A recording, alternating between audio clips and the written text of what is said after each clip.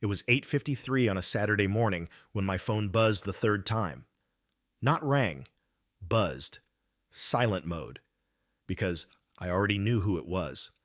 The ceiling fan whirred above me, pushing warm air around the room that still smelled faintly of takeout from the night before. I was sitting at the edge of my bed in an old college t-shirt, one sock on, one sock off, just staring at the floor. My coffee had gone cold on the nightstand. And there it was again. Another buzz, another message from my brother, Colin. You coming or what? That was the fourth one. The earlier texts weren't much different. Truck's here. Don't forget gloves. Can you grab donuts? The last one really got me. As if I was his damn errand boy again. As if 34 years of bailing him out, lying to mom for him, picking up his slack, meant I owed him another Saturday. I didn't respond. I just sat there, looking at the laminate flooring I helped him install in that condo 6 years ago, back when he said it was finally his time. Back when I believed it, back when I still showed up. Colin is 3 years younger than me, but you wouldn't know it from the way he talks. Or maybe you would, if you've met the type. Loud confidence, big swings, never any cleanup. He was the kind of kid who made messes I had to explain, who forgot homework I forged, who crashed bikes I fixed before Dad got home. And later, he was the kind of man who skipped rent I covered, borrowed money I never saw again, and asked for favors like they were facts. Still, he was my brother. And there was a time when that meant something automatic, like muscle memory. No matter how late the call came in, or how absurd the ask, I'd show up, even when I hated myself for it. I showed up when he got kicked out of his first apartment after forgetting to pay the utilities for 4 months. I showed up when his last girlfriend left him and he didn't want to be alone. I showed up when he got fired from that gig at the dealership for pocketing finder's fees and swore it was just a misunderstanding. But this time, I stayed sitting on the edge of my bed, letting that cold coffee sit beside me like a quiet witness. Because something had snapped, and it wasn't the kind of thing that makes a sound. 3 days earlier, he'd called me out of nowhere, midweek, mid-workday. Hey, big bro. So, funny thing, I need your muscles Saturday. That was how he said it, like a joke, like a charm offensive, like I didn't have a job, a life, a spine. He explained he was moving in with his new girlfriend, again, and had convinced her he could handle it without hiring anyone. You're free, right? I mean, you owe me after that whole bachelor party fiasco. He laughed. I didn't, because the bachelor party fiasco he was talking about was when I canceled a Vegas weekend after our dad had a mild stroke. I'd stayed to help Mom while he posted photos from Miami with some college buddy I'd never heard of. You serious? I said. Bro, it's just a few hours. I already got the U-Haul. I just need you to meet me at my place by 9. Let me think about it, I said, which, in our lifelong dynamic, basically meant yes. I hated that. Cool. I'll text the address. Don't flake. And that's where he left it. No question mark. No thanks. No real option. Just another demand wrapped in entitlement.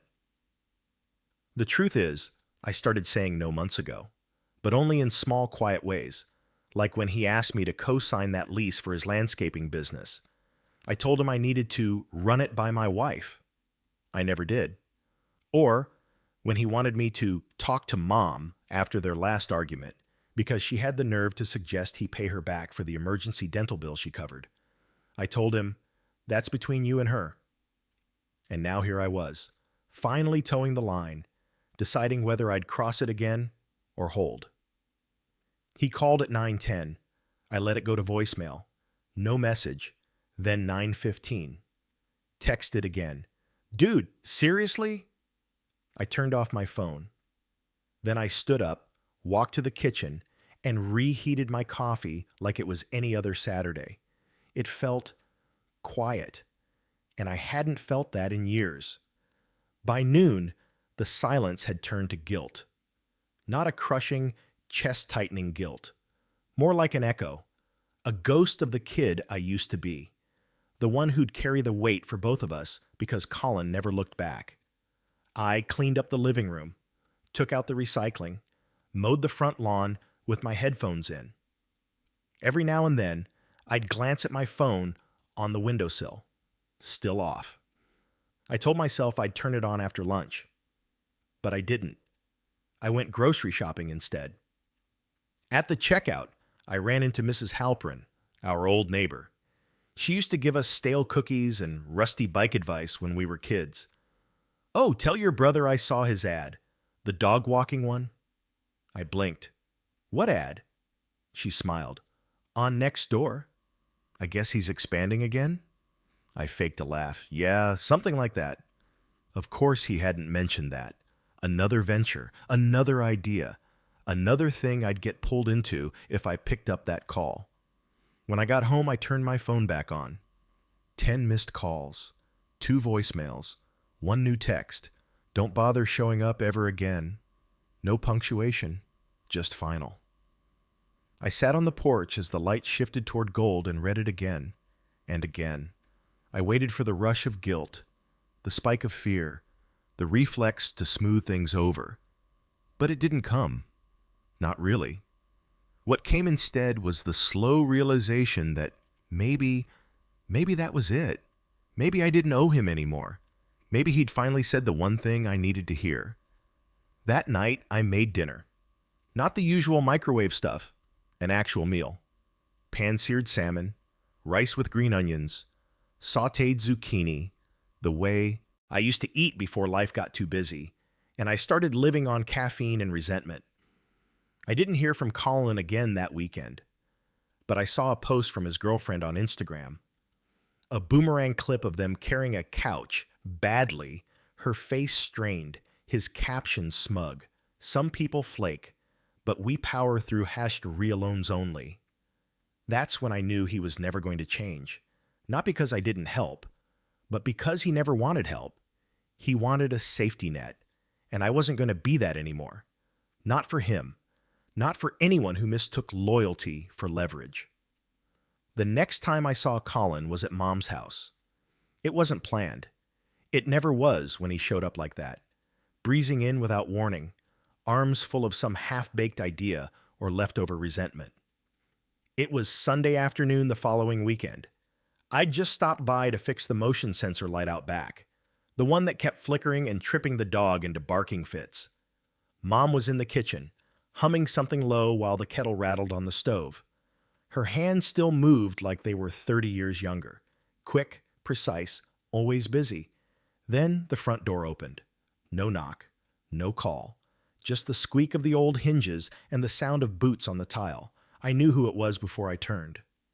He didn't even look at me when he walked past, just muttered, "Oh, you're here," like I was the one crashing his moment. Mom lit up. "Colin, you didn't say you were stopping by." He dropped a half-deflated duffel by the couch and kissed her cheek. Had some errands in the area. Liar. He lived on the other side of town. I just stood there, wiping my hands on a rag, waiting for the show to start. He avoided me for the first 10 minutes. Talked to Mom about some new marketing client he was maybe onboarding. Something about pet supply chains and brand storytelling. I stopped listening after the word disrupt. Eventually he turned. "You get my text?" I didn't answer. Because what I wanted to say wasn't something you could say in front of Mom. Not unless I wanted to turn the living room into a battlefield. Not unless I wanted to explain that his little message, "Don't bother showing up ever again," wasn't the mic drop he thought it was. Instead, I walked back toward the back door and tapped the motion sensor once more, pretending to focus on the wires. He followed. "Hey," he said, leaning against the doorframe. "You really gonna ghost me over one move?" I didn't turn. "You didn't ask. You assumed." That's not new, he shot back like I was being ridiculous. I've always counted on you. Exactly, I said. That shut him up for a second. I finally looked at him. He was wearing one of those branded polos, the kind he used to get embroidered for every startup he launched. This one had a paw print and a crown. King paws. Jesus. You want to talk? I said. Then talk. Otherwise, let me finish this and go. He stepped out, voice lowered. Look, maybe I was harsh, but you don't just disappear like that. I had boxes stacked to the damn ceiling. You also had a new girlfriend, a truck, and all the confidence in the world. You didn't need me. You just didn't like not having me to boss around. That hit. I saw it land. He crossed his arms, jaw tight. Man, you always do this, he said. Act like some martyr, like helping family is a burden. No, I said, helping you is a burden. Later, after he left, no goodbye, just a slammed door and a muttered whatever. Mom came out back with 2 mugs of tea. She handed me one without saying anything, just stood there in her slippers, watching the wind move through the neighbor's sycamore. You two used to be thick as thieves, she finally said. I took a sip. No, Mom, I used to be his cover story. She glanced at me sideways. I'm tired, I said. I'm tired of being the one who shows up every time he drops the ball. I know, she said quietly. That surprised me. I know, she repeated, and I'm not mad at you. You think I don't see it? I do. I always have. Then why never say anything? She gave a small, sad smile. Because it's easier to pretend the family's okay than to admit it's built on one person's shoulders. I didn't respond. We just stood there, the porch light flickering above us, like even the house was tired of pretending. A week passed. No contact. I didn't reach out. Neither did he. And then, out of nowhere, my phone buzzed. Not Colin, his girlfriend, Hannah. I barely knew her. We'd met once, briefly, at a backyard barbecue where she offered me a drink and he forgot to introduce her by name.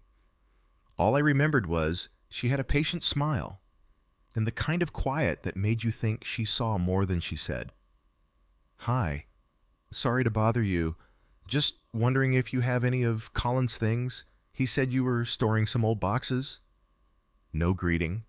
No small talk. Just that. I stared at the message. That's when it hit me. Colin wasn't just icing me out. He was rewriting the story. He was telling people I owed him. Again. That I was holding something back. That I was the one leaving him in the lurch. I waited 5 minutes before replying. No, he moved all his stuff out years ago. There's nothing of his here. Then I paused. My fingers hovered over the keyboard. I added one more line. You should ask him why he thought otherwise. She didn't reply, but the red receipt stayed there. Solid. The next call came a few days later. This time it was Mom again. Her voice was tight, strained. Did you tell Colin he wasn't welcome anymore? No, I said slowly, but I didn't pretend I was okay with him using me like a doormat. She sighed. He's upset. Good, I said. Silence. Then, I just don't want to lose you both. You won't, I said, but I'm not playing backup anymore. Not to him, not to anyone. That Friday, I stopped by a storage unit I'd been renting for years. A 10 by 10 box of old furniture, tools, and half-forgotten junk I kept meaning to go through. Inside, stacked near the back, were 4 boxes labeled C Kitchen Mesk. I stared at them. I'd forgotten they were here. From his first apartment, the one he skipped rent on after borrowing half my savings to cover his deposit. I opened one.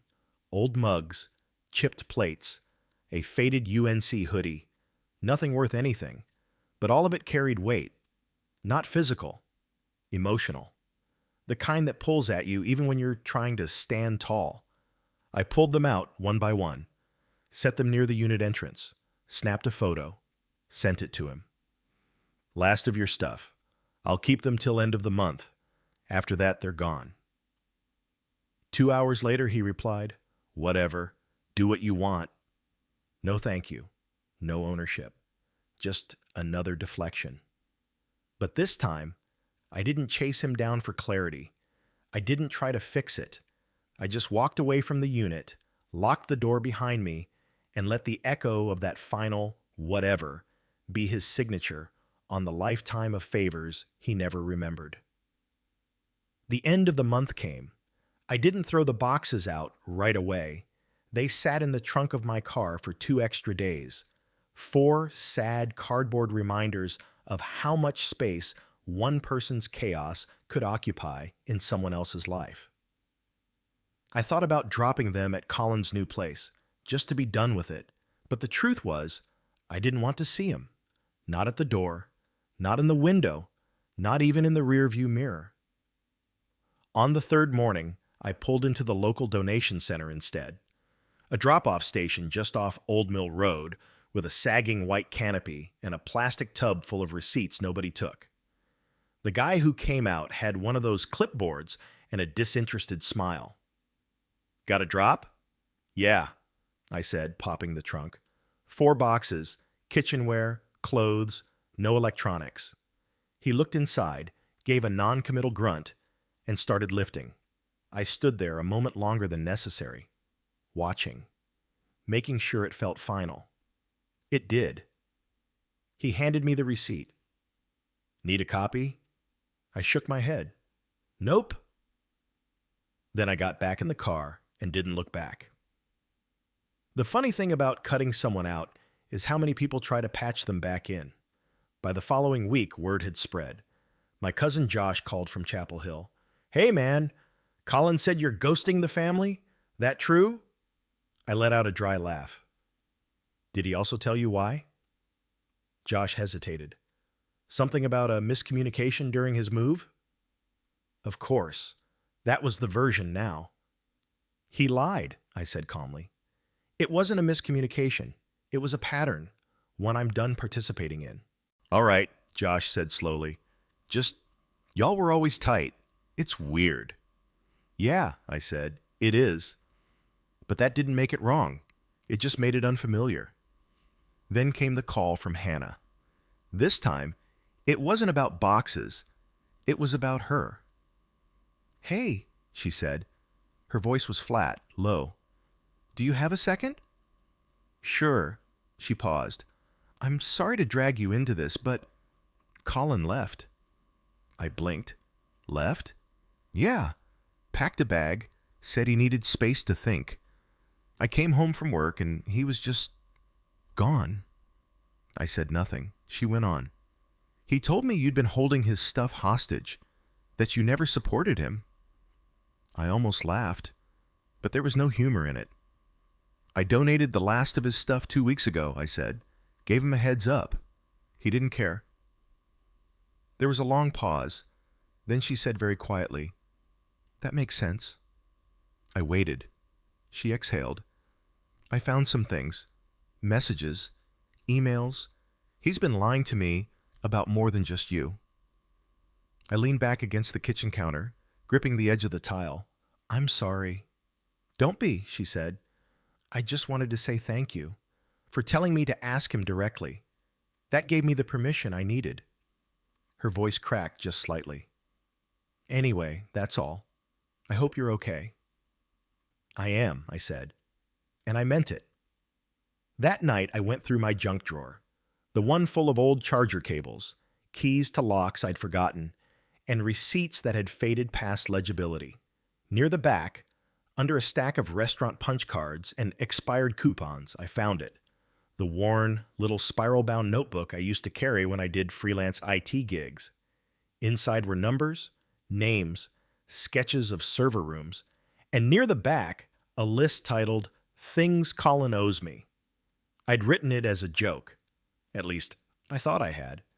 It spanned 3 pages, 112 items, ranging from $280 for speeding ticket to bailed him out of job interview I covered for to told mom it was my fault the pipe burst. I flipped through each line slowly, remembering them one by one. By the time I reached the end, something inside me felt lighter. Not because I was letting him off the hook, but because I was letting myself off it. I closed the notebook and tossed it in the trash, then pulled it out again and dropped it in the shredder. I didn't need a record of my resentment anymore. I needed a record of my boundaries. 2 days later, I got a text. "You happy now? You broke up the best thing I had." It was Colin, of course. No context, no ownership, no punctuation. I stared at it for a long time. Not because I didn't know how to respond, but because, for the first time in my life, I didn't feel any impulse to. I didn't feel the tug to explain, to soften, to justify. He was mad because the scaffolding fell, but I hadn't kicked it out from under him. He'd built it on me without asking. And now he was just pissed the structure collapsed when I moved. I didn't reply. I archived the thread and silenced his contact. And that silence, that was mine to keep. Weeks passed, then a month. My mom stopped bringing him up unless I did, which I didn't. The world didn't end. Work got easier. Sleep got better. My shoulders didn't feel like they were bracing for a phone call anymore. I started running again. First just around the block, then down the trail behind the community center, then further. Every step felt like distance I'd needed for years. Not from my brother's messes, from my habit of cleaning them. Then, one morning in October, I ran into him at a gas station. Of all places. I was buying windshield washer fluid. He was standing near the coffee station, stirring sugar into a foam cup like it owed him something. We locked eyes. Neither of us moved. He looked older. Not just tired. Older. His hair had more gray. His face had a new line across the forehead, the kind resentment draws when left unchecked. "Hey," he said eventually. "Hey," I said back. We stood there a moment. Then he walked over. "You got a second?" I shrugged. "Depends." "I want to apologize," he said. I didn't believe him yet, but I let him talk. Colin didn't look like himself at the gas station. His shirt was wrinkled, not in a cool, slept-in way, but in the forgotten on the floor for a week kind of way. His beard was patchy. There was a scuff on the toe of one shoe. His confidence, that usual, irritating bravado, wasn't anywhere in the room, not even a whisper of it. He sipped his gas station coffee, eyes flicking past me, then back. "I messed up," he said. I said nothing. "I shouldn't have texted you like that. About the move, about Hannah." Still, I didn't say anything. I wanted to see if he could sit in the silence for once.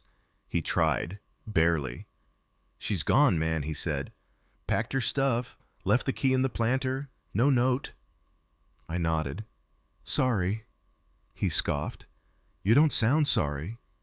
"I am, but I'm not surprised." His jaw flexed. "You think I'm a screw-up?" "I know you are," I said, "but that's not the point." He waited. "The point is, I spent my whole life making sure you didn't feel like one." That hit. A glint of pain flashed in his face, fast and unguarded. "You're not wrong," he said quietly, "but I didn't ask you to do that. You didn't have to. You just lived like you assumed someone would clean it all up." He looked down at his coffee. I got used to thinking that was normal. I raised my eyebrows. "Was it?" He looked up at me. "No." There it was, a real answer. We didn't keep talking long. The moment had a weight limit, and we both felt it coming. Before we parted, he said, "I'm not asking for anything, just I wanted you to know I'm starting to get it." I nodded. "Okay." He started to walk off. I called after him. "Colin?" He turned. "You should see Mom." He gave a faint, ashamed smile. "Yeah, I know." Then he left. And I didn't feel proud. I didn't feel vindicated. I felt still, and that was new. The following weekend, I visited Mom. She was folding laundry on the couch, watching one of those home Reno shows where couples yell about tile. Her hands moved rhythmically, fold, shake, stack, like it was a ritual she needed to ground her thoughts. We didn't talk about Colin at first. We talked about the garden, the weird smell coming from the fridge, the local elections. Then, as I stood to leave, she said, "He came by." I turned. "Thursday night, brought dinner." I nodded. "I didn't ask questions," she said. "Just let him sit. He looked tired." "He is." She folded one last shirt and set it on the pile. "He said you saw him." "I did." She looked at me, searching my face. "How was he?" "Different," I said. "Or trying to be." She nodded again. "You don't have to forgive him, you know." That surprised me. She looked at me firmly. "Not yet. Not ever, if you don't want to." I swallowed. "I don't hate him." "I know. I need a life where I don't carry his." Her eyes softened. "You deserve one." In the weeks that followed, something unexpected happened. Colin stayed quiet. Not silent, just quieter. I got a message on my birthday. Short, no strings. "Happy birthday, man. Hope you're doing all right." I replied, "Thanks." And that was it. No jokes, no deflection, no ask tucked between the lines. And I noticed something else. The mutuals, cousins, friends, old neighbors, they stopped treating me like I was the bad guy. Either because Colin changed his tune, or because enough time had passed that people got used to the idea that maybe I wasn't obligated to keep bleeding just because I'd always done it before. That kind of change is quiet. It's not dramatic. It's not a Facebook announcement or a family dinner meltdown. It's a Tuesday night where nobody asks you to fix something that isn't yours. By November, Colin had picked up a job. Real one. Steady hours. I only knew because Mom mentioned it in passing, then quickly changed the subject like she didn't want to push her luck by being too hopeful. I didn't reach out, but I thought about it. And one Saturday, as I was cleaning out the back shed, I found something, a broken wrench with CD scratched into the side. From the summer, we tried to build a go-kart out of lawnmower parts and scrap wood. I'd forgotten about that whole month.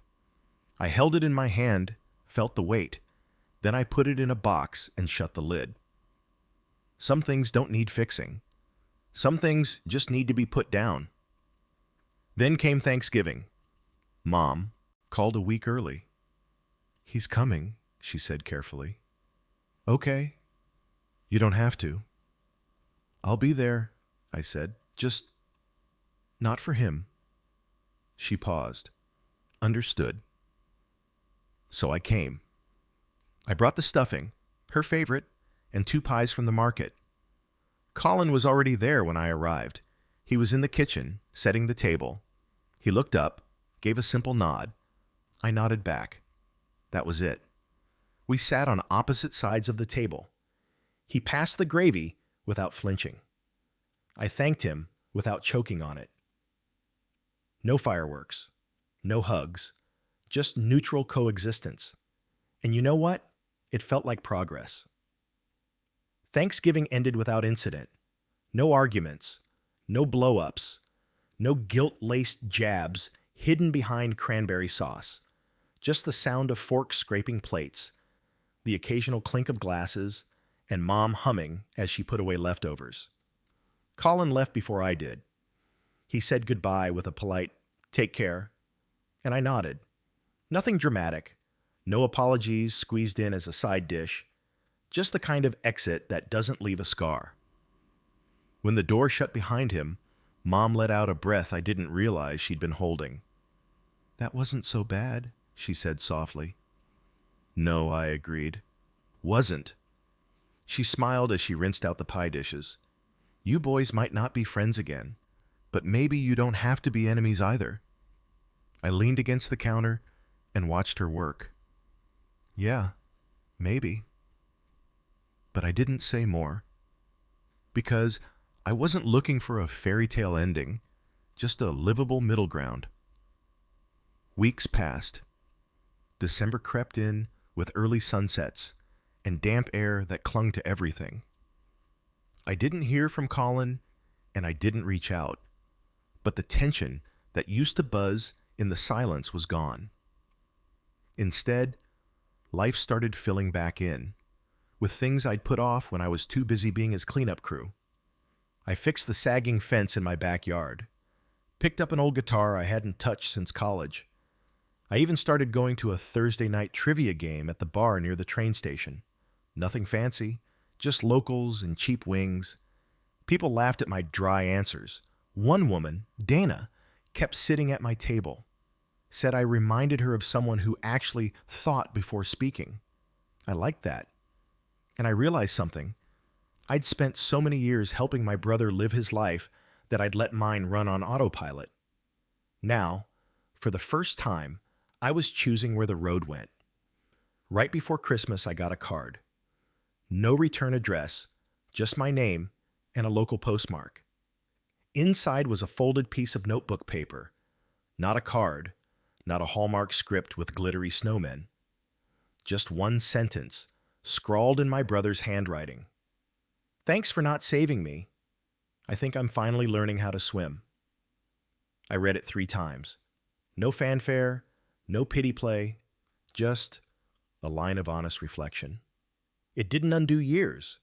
It didn't erase the hurt, but it acknowledged it, and that mattered more than any apology ever could.